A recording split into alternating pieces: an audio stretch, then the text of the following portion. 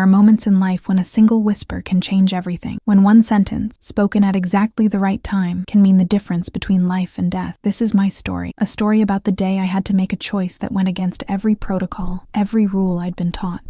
The day I whispered something to a frozen paramedic that not only saved a patient's life, but forced me to confront a past I'd been running from for years. What I said in that emergency room changed everything, and by the end of this story, you'll understand why some secrets are meant to be kept until the moment they absolutely must be told. My name is Lauren Hayes, and I've been an emergency room nurse at Northwestern Memorial Hospital in Chicago for 8 years. 8 years of blood, sweat, tears, and more trauma than most people see in a lifetime. Chicago winters are brutal, but they're nothing compared to what walks through those ER doors on a Friday night. Gunshot wounds, car accidents, overdoses, heart attacks. I've seen it all, or at least I thought I had. I grew up in a small town in Indiana, the kind of place where everyone knows everyone's business. I became a nurse because of my grandmother. She spent her final days in a hospital where the nurses treated her with such dignity and compassion that I knew, even at 16, that's what I wanted to do with my life.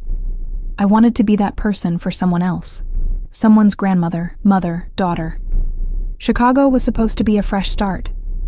After nursing school, I moved here with nothing but 2 suitcases and a determination to make a difference.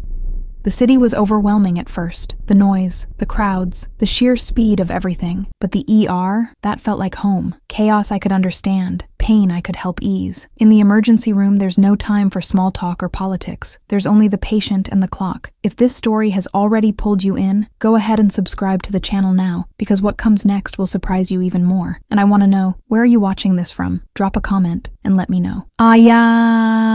It was a Tuesday in March when everything changed. The kind of gray, drizzly day that makes Chicago feel like it's wrapped in a wet blanket. Our shift started at 7 in the morning, and by 8:30, we'd already handled a construction worker with a severe hand injury and an elderly woman experiencing chest pains. Routine stuff. Nothing we hadn't seen 100 times before. Then the call came in. Mass casualty incident. Multi-vehicle pileup on the Kennedy Expressway. At least 6 vehicles involved. Multiple critical injuries. All hands on deck. My stomach dropped. These were the calls that tested everything we'd trained for. The ones where split-second decisions meant the difference between someone going home to their family or never waking up. The ambulances started arriving within 15 minutes. The first few patients were stable enough. Broken bones, lacerations, possible concussions. We moved them through triage quickly, efficiently, but then the 4th ambulance arrived, and I saw the paramedic's face. His name was Derek Morrison, someone I'd worked with dozens of times. Solid, unflappable, the kind of guy who could handle anything. Except this time, his face was pale, almost gray. They wheeled in a young woman, maybe 25 years old, steering wheel trauma to the chest. Possible cardiac tamponade. Her vitals were crashing fast. We had minutes, maybe less, and that's when I noticed Derek wasn't moving. He was just standing there, staring at her face like he'd seen a ghost. Thank you for staying with me this far. It shows you're feeling what I felt when I lived through all of this. So go ahead and subscribe and hit that bell, because what comes next changes everything. Time does strange things in an emergency room. Sometimes it stretches out, every second feeling like an hour. Other times it compresses, and you realize 10 minutes have passed in what felt like 10 seconds. As I looked at Derek frozen beside that gurney, time seemed to stop completely. The attending physician was barking orders. We needed to get her into trauma bay, too, immediately. Prepare for possible pericardiocentesis. Get the ultrasound. Move, move, move. But Derek wasn't moving. His hands were shaking. His eyes were locked on the patient's face with an expression I'd never seen on him before. Terror mixed with something else. Recognition, maybe. Or regret. I'd worked enough shifts with Derek to know this wasn't normal. He'd handled worse cases without breaking a sweat. I'd seen him perform CPR for 40 minutes straight on a drowning victim and never lose his composure. But now, with this patient, something was very wrong. The other nurses were too busy to notice. They were focused on the patient, as they should be, but I couldn't ignore what I was seeing. The woman on the gurney was coding. Her heart was giving out. We had seconds. And Derek, the one person who'd been with her since the accident scene, who knew details about her condition that could be critical, was completely paralyzed. I made a decision in that moment that went against every instinct about maintaining professional boundaries. I stepped close to him, close enough that only he could hear me, and I whispered 7 words that I never thought I'd say to anyone in that hospital. Now I want to hear from you. Where are you watching this story from? Write it in the comments. It's incredible to see people from so many places following stories like this, and if you haven't subscribed subscribed yet, do it now, because you need to hear what happened next. And what I whispered to Derek was this: she's not Emma. You can save her. 7 simple words, but they contained a truth I'd been carrying for 3 years, a truth I'd never shared with anyone at Northwestern Memorial, a truth about why I really came to Chicago. The effect was immediate. Derek's eyes snapped to mine, wide with shock. For a heartbeat, I thought he might collapse. But then, something shifted in his expression. The fog cleared. His hands steadied. He took a deep breath and nodded once, sharply. Then he turned to the trauma team and started relaying critical information about the patient's condition at the scene. Details about the impact, her initial vitals, everything they needed. I stepped back and let the team work. They moved like a well-oiled machine. Within minutes, they'd stabilized her enough to get her to surgery. The attending performed an emergency procedure right there in the trauma bay. It was touch and go, but she made it. Against all odds, she made it. As the surgical team wheeled her away, Derek found me in the hallway. His face was still pale, but there was something else there now. Questions. Lots of questions. How did you? He started, then stopped. His voice was barely above a whisper. How did you know? I should have walked away. Should have told him it wasn't the time or place. But I'd opened this door, and now I had to walk through it. I know, because Emma was my sister, I said quietly. And I know exactly what you're still carrying from the night she died. 3 years earlier, in a different hospital in Indianapolis, my younger sister Emma died in a car accident. She was 23 years old, full of life, planning her wedding. A drunk driver ran a red light and hit her car broadside. She died before the ambulance even arrived at the hospital. The paramedic who responded to that call was Derek Morrison. He was working in Indianapolis at the time before he transferred to Chicago. I found out his name later, from the accident report. I'd seen his signature on the paperwork, read his account of the scene. I knew he'd tried everything. The impact had been catastrophic. There was nothing anyone could have done. But I also knew, from mutual friends who were first responders, that Derek had taken Emma's death hard, too hard. That he'd requested a transfer to Chicago, partly to escape the memory of that night. When I moved to Chicago a year later and ended up at the same hospital where Derek now worked, it wasn't entirely by accident. I'd seen his name on the staff roster during my interview. Part of me wanted to talk to him, to hear about Emma's final moments from someone who'd been there, but I never did. I convinced myself it would be too painful for both of us. So I kept my maiden name, kept my distance, and tried to focus on moving forward. But watching him freeze in that trauma bay, seeing the same look on his face that I'd seen in the mirror for months after Emma died, I knew exactly what was happening. He wasn't seeing our patient. He was seeing Emma, the same age, similar features, same type of accident. His trauma was being triggered, and it was paralyzing him. That's why I whispered what I did, to break through the flashback, to remind him that this was a different person, a different chance, a chance to save someone. Derek and I talked for 2 hours after our shift ended that day. We sat in his car in the hospital parking garage because neither of us wanted to be overheard. He told me everything about the night Emma died, the details that weren't in any report, how he'd held her hand as she took her last breath, how he'd promised her that help was coming, even though he knew it was already too late, how her eyes had looked at him with such trust, right before they closed for the last time. He'd carried that weight for 3 years. The rational part of him knew there was nothing he could have done differently, but the emotional part,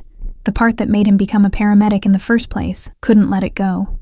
Every time he responded to a call involving a young woman in a car accident, he felt the shadow of that night, but he'd always been able to push through it, until today, until he saw someone who could have been Emma's twin. I told him about my own journey, how I'd blamed myself for not being there. Emma and I had plans that night, but I'd canceled because I was tired from a double shift. If I'd been with her, maybe she would have left 10 minutes earlier or later. Maybe she wouldn't have been at that intersection at that exact moment. The rational part of me knew it wasn't my fault, but grief doesn't respond to logic. We both realized something sitting in that car. We'd been working in the same hospital for over a year, passing each other in hallways, collaborating on cases, and neither of us had known we were both carrying the same ghost. Emma had connected us long before we ever spoke about her. "Do you regret what you whispered to me?" Derek asked finally. I thought about it. By revealing what I knew, I'd exposed my own pain. I'd broken down walls I'd carefully built, but I'd also saved a life, and maybe, just maybe, I'd helped Derek start to heal. "No," I said, "I don't regret it. If I'd known what was coming, I might have handled things differently." But in the moment, all I cared about was that we'd saved a patient, and Derek and I had finally been honest with each other about Emma. What I didn't anticipate was that someone had overheard part of our conversation in the hallway, and rumors in a hospital spread faster than any infection. Within 2 days, the whispers started. Nurses I'd worked with for years were looking at me strangely. Someone had heard me mention Emma's name. Someone else had seen Derek and me talking in the parking garage for hours. Stories started to circulate. Some said Derek and I were having an affair. Others claimed I had some kind of inappropriate personal relationship with him that had affected my professional professional judgment during the emergency. The worst rumor was that I'd somehow manipulated the situation, that I'd distracted Derek during a critical moment for personal reasons. It was absurd, but once gossip starts in a hospital, it takes on a life of its own. Suddenly, my competence was being questioned. My motives were suspect. Then came the formal complaint. Another nurse, someone I'd always had a cordial relationship with, filed a report with the nursing supervisor.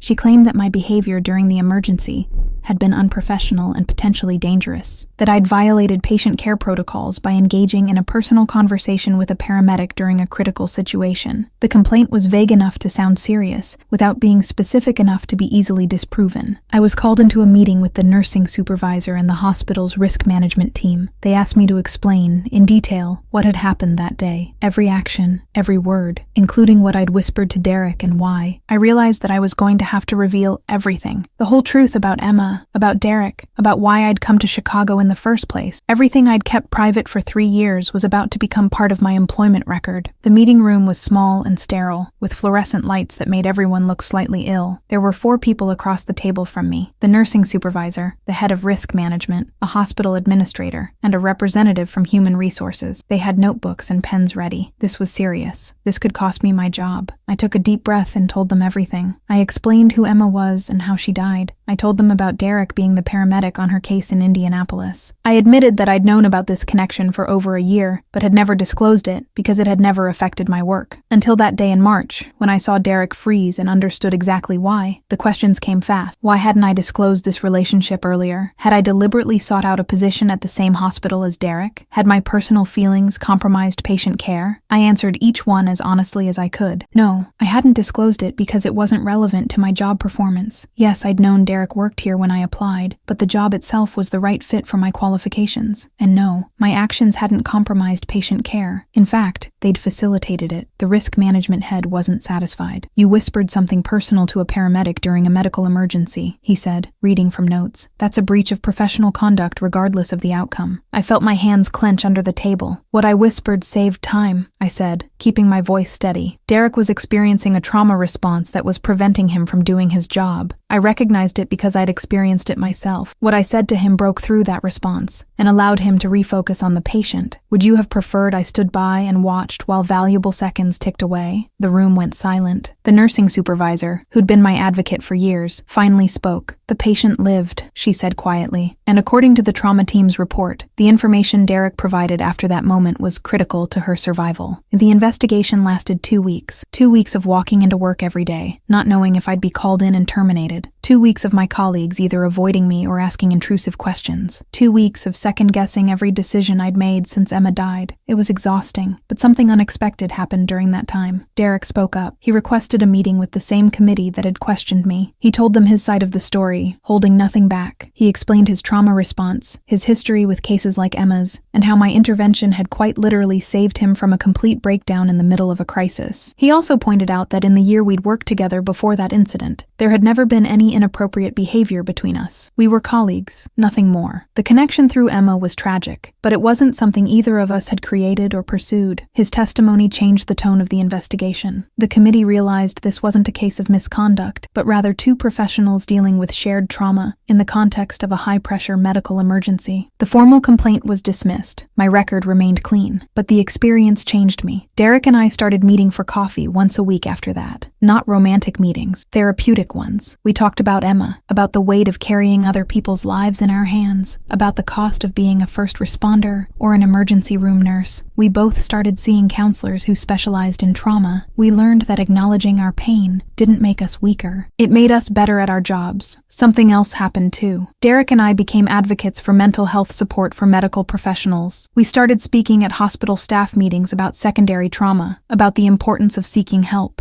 about breaking the stigma around mental health and healthcare. We turned our shared pain into something that could help others. That was 18 months ago. The young woman we saved that day, her name is Jessica, and she made a full recovery. She came back to the hospital 6 months after the accident to thank the team that saved her life. When she shook my hand, she had no idea that saving her had also saved 2 other people in ways that had nothing to do with medicine. Derek still works as a paramedic, and I'm still an emergency room nurse. We still see each other at the hospital, still collaborate on cases, but we're different now. Lighter somehow. The ghost of Emma doesn't haunt us the way it used to. We talk about her sometimes, remembering the good things, her laugh, her terrible singing voice, the way she could light up a room just by walking into it. I learned something important through all of this. We spend so much time in healthcare trying to maintain professional distance, trying to separate our personal feelings from our work. And that's important. It protects us from burning out, from taking on too much pain. But sometimes, the very things we try to keep separate are exactly what make us effective. My personal experience with loss helped me recognize Derek's trauma response. His honesty about his struggles helped me face my own. That whisper in the emergency room, those 7 words I never planned to say, they changed 3 lives. Jessica got to go home to her family. Derek started healing from wounds he didn't even realize were still open. And I learned that sometimes the bravest thing you can do is admit that you're carrying something too heavy to bear alone. The paramedic froze that day, yes,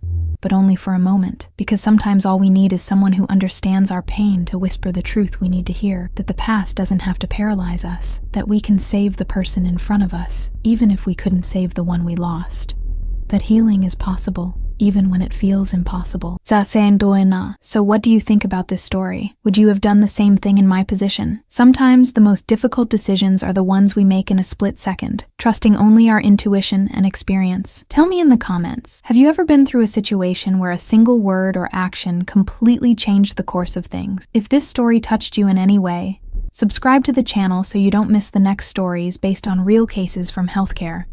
And don't forget to watch the next recommended video. There's another incredible story waiting for you.